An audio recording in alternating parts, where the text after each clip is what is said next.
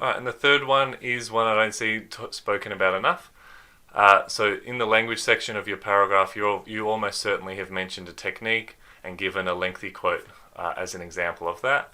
What you need to be doing in VCA as well as that is commenting on the language. So think about the words that have been chosen or the phrases if it's extended. Think about the words and phrases that the author has used. The way I like to picture this is the author has a nice big paint easel, and they have all of the words in the English language to choose from, and they're selecting the ones that they think are most important and powerful.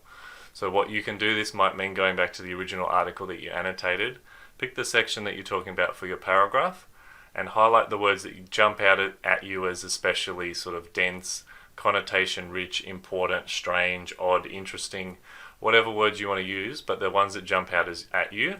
And then you might like to group these into into different categories or different types, different groupings, and then you can actually comment on the language. So you could say things like this persuasive technique of inclusive language, yada yada yada, all the stuff that you already know, is supported by these carefully selected words and phrases such as da da da da da.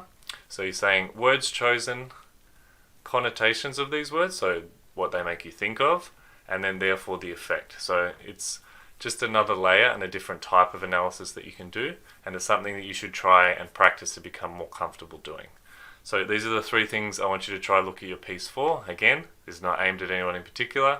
These are common errors that I see year upon year.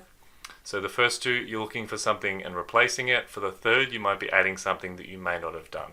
So I hope this is helpful. Go through the steps and then try and make these changes and then show it to the English teacher of your choice, preferably me. Cheers.